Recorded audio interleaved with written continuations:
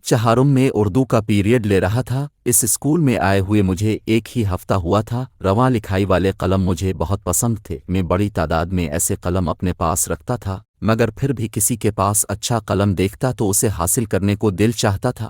اس دن بھی یہی ہوا کہ ایک طالبہ شبنم کے قلم کی تعریف کر دی، اور اس بچی نے ایک لمحہ تاخیر کیے بغیر وہ قلم مجھے تحفتنا پیش کر دیا۔ رسمنا میں نے انکار کیا، لیکن پھر قبول کر لیا۔ پھر بھی مجھے احساس ہوا کہ میں نے جلدی کی ہے اور خود غرضی کا مظاہرہ بھی، اور اس کے بعد مجھے شرمندگی محسوس ہوئی اور میں نے شبنم سے کہا کہ وہ اپنا قلم واپس لے لے، مگر اس نے قلم واپس لینے سے انکار کر دیا اور کہا کہ دیا ہوا تحفہ واپس نہیں لیتے۔ میں نے کچھ پیسے دینے کی کوشش کی تو وہ خفا ہونے لگی۔ اس کے بعد بھی میں نے شبنم کو اس کے قلم کے بدلے دوسرے قلم دینے کی کوشش کی، مگر وہ نہ مانی۔ کچھ دنوں بعد میں نے وہ اسکول چھوڑ دیا، مگر قلم میرے پاس رہا، اور سچ پوچھئے تو وہ بہت پیارا قلم تھا، زیادہ قیمتی نہیں تھا، مگر روانی کی وجہ سے میرے لیے بہت اہمیت اختیار کر گیا، اور کئی سال تک میں نے اس سے بچوں کی کاپیوں کی جانچ پڑتال کی تھی۔ 2 ماہ بعد بھی قلم الفاٹ الف تو وہ ایک دم سے لکھنے لگا۔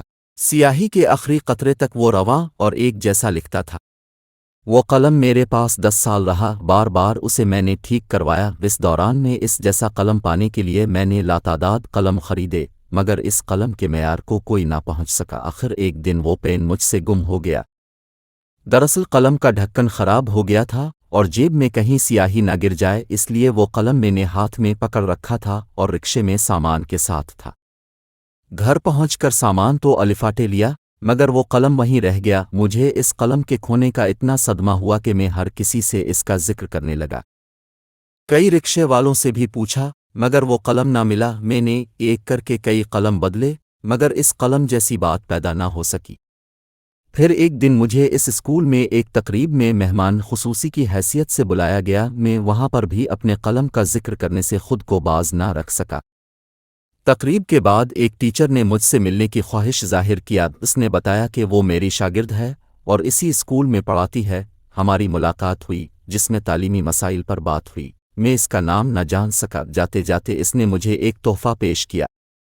گھر پہنچ کر میں نے ڈبہ کھولا تو اس میں کاغذ میں لپٹا ایک قلم اور ایک خط تھا۔ پہلے میں نے خط پڑھنا شروع کیا۔ لکھا تھا، استاد محترم، آپ نے مجھے پڑھایا اور اچھی اچھی باتیں بتا کر میری زندگی سنوار دی۔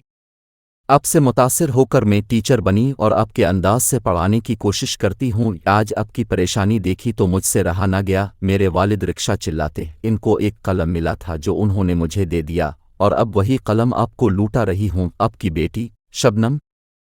میں نے بے تابی سے کاغذ کھولا تو اندر وہی قلم موجود تھا۔ اس خوددار لڑکی نے میرا شکریہ تک سننے کی زحمت گوارا نہ کی کہ کہیں میں شرمندہ نہ ہو جاؤں، اور وہ پھر مجھ پر احسان کر کے چلی گئی۔ افسوس یہ تھا کہ میں اسے پہچان نہ سکا۔ میں نے قلم کو چوم لیا اور میری آنکھوں سے آنسو بہنے لگے۔